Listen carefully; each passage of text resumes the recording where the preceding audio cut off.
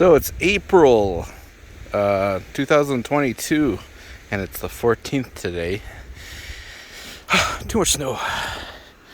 Just finished digging out this path to my car. Hopefully you can get a bit of a sense of how deep it is. But, yep, lots and lots of snow.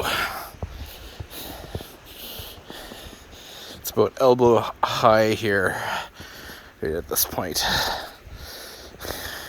Almost shoulder high even there, and that's above my head over there, that lump of snow there.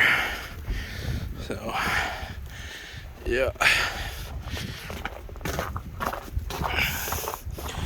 And just almost all melted until it all decided to come back down on me.